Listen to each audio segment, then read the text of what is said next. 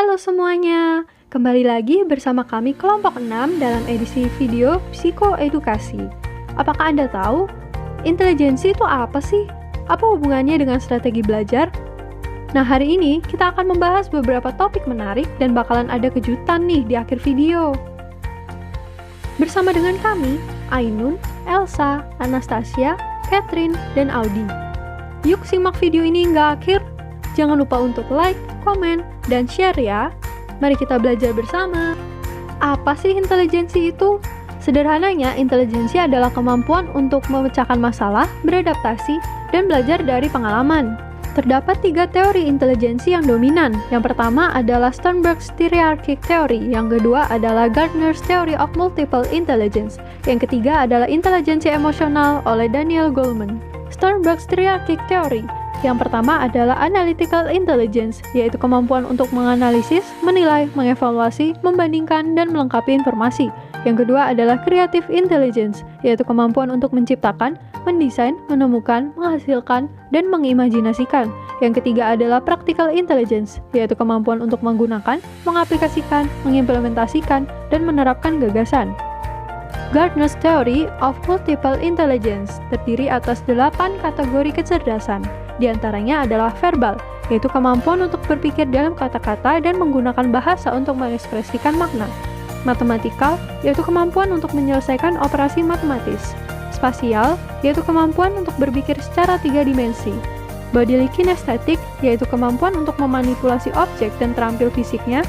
Musical, yaitu sensitivitas terhadap nada, melodi, ritme, dan tangga nada.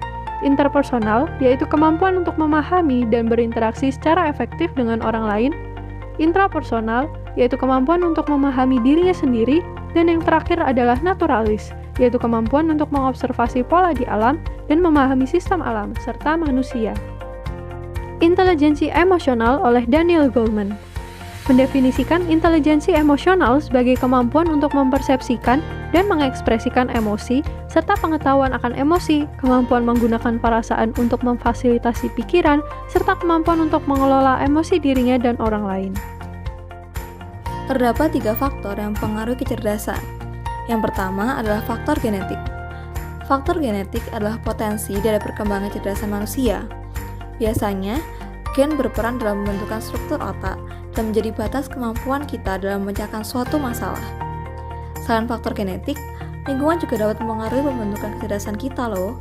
Di sini, pengaruh lingkungan dibedakan menjadi 2, yaitu pembentukan yang disengaja dan yang tidak disengaja. Biasanya, pembentukan yang disengaja berasal dari lingkungan seperti sekolah, sedangkan yang tidak disengaja berasal dari alam sekitar kita. Selanjutnya, ada faktor kematangan, di mana kecerdasan kita dipengaruhi oleh pertumbuhan dan perkembangan organ tubuh kita. Artinya, kecerdasan kita akan sejalan dengan perkembangan jasmani, umur kita, dan kematangan anggota tubuh kita.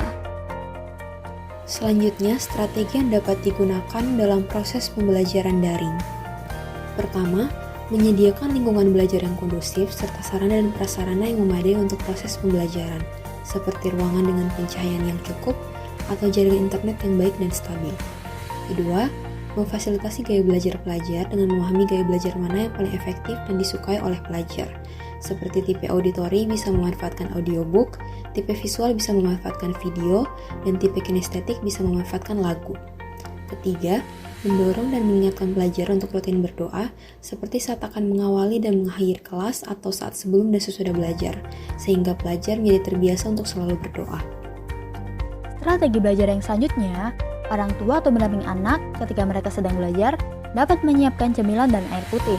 Selain berfungsi untuk memenuhi kebutuhan mereka, juga dapat sebagai pendorong semangat belajar karena adanya hadiah.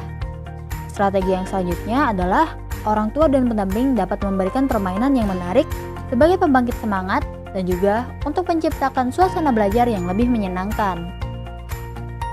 Strategi yang berikutnya adalah memberikan kuis pada awal dan akhir pelajaran. Hal ini dapat membantu memperkuat ingatan setelah mereka belajar dengan cara mengulang materi yang telah diajarkan. Strategi berikutnya yang dapat dilakukan adalah membantu pelajar menggunakan teknik memori mnemonik.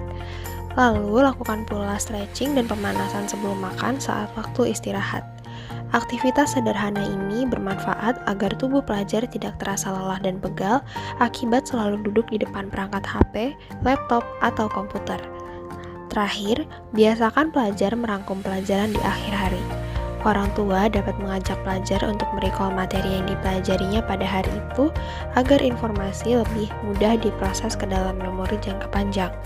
Setelah itu, orang tua dapat pula memberikan reward. Ini dia, saat yang ditunggu-tunggu. Kami mengadakan kontes foto, dibuka untuk umum dari semua kalangan. Yuk ramaikan event ini. Hanya perlu post foto dengan tema Fun Online Learning with Parents di akun Instagram Anda. Sertakan testimoni setelah menerapkan strategi belajar kami. Jangan lupa berikan hashtag PMPK6 di caption. Serta yang terakhir, jangan lupa tag akun _Anastasia Wijaya _ di post juara Anda. Pengirim foto terbaik akan memperoleh saldo e-wallet sebesar Rp50.000. Ikuti event ini segera!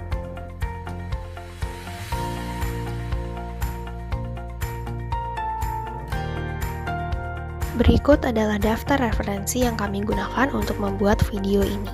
Sekian video dari kami, semoga video ini bermanfaat dan terima kasih sudah menonton.